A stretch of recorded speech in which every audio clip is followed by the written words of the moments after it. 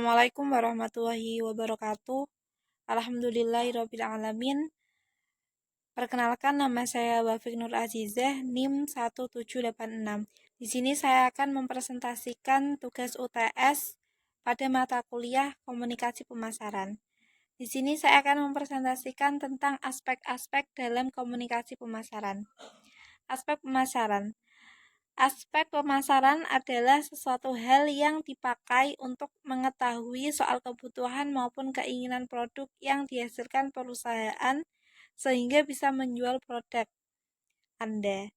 Nah, contohnya ini lingkungan dan lainnya. Adapun beberapa aspek penting yang masih berkaitan dengan aspek pemasaran yakni kondisi pasar, analisis pesaing, promosi, dan segmentasi pasar.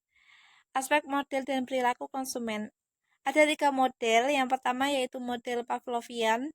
Jadi model Pavlovian ini berguna pula untuk memahami perilaku konsumen dari caranya mempelajari suatu produk kemudian membelinya.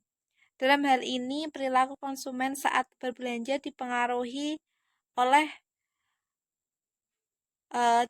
oleh rangsangannya untuk memenuhi kebutuhan. Yang kedua yaitu model input, proses, dan output. Jadi konsumen melalui tahap input saat terpapar strategi marketing produk tersebut seperti melihat iklannya. Inputnya bisa pula berupa marketing mix yang terdiri dari 4P. Yang pertama yaitu produk, yang kedua price yaitu harga, place tempat, dan promotion yaitu promosi. Yang ketiga yaitu model sosiologis. Jadi model ini melihat keputusan pembelian konsumen berdasarkan pengaruh lingkungan sekitarnya.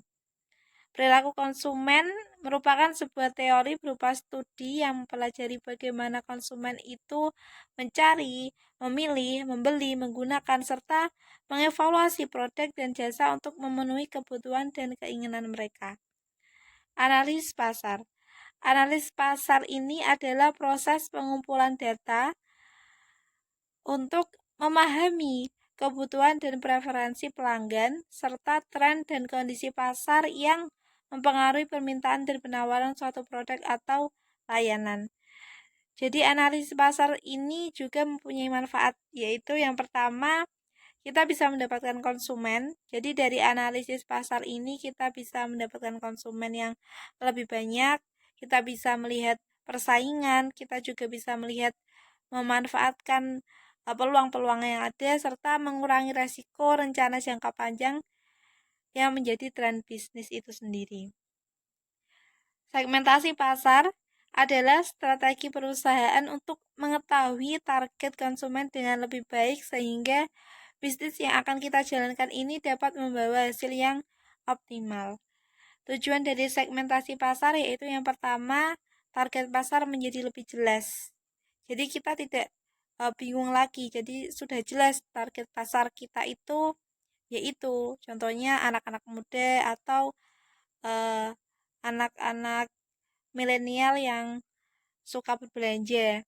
Yang kedua yaitu memahami kompetitor bisnis, dan yang ketiga yaitu membangun produk dan jasa. Jadi kita membangun produk ataupun jasa kita yang bagus agar konsumen ini tertarik begitu. Nah, manfaat dari segmentasi pasar sendiri yang pertama yaitu memberikan pesan konten yang kuat dan tepat sasaran konsumen. Yang kedua yaitu mengembangkan strategi marketing yang efektif. Yang ketiga yaitu menaikkan loyalitas konsumen. Dan yang keempat yaitu memikat konsumen untuk membeli produk kita. Mungkin cukup itu yang bisa saya sampaikan. Mohon maaf apabila ada salah kata. Wabillahi taufiq wal hidayah. Wassalamualaikum warahmatullahi wabarakatuh.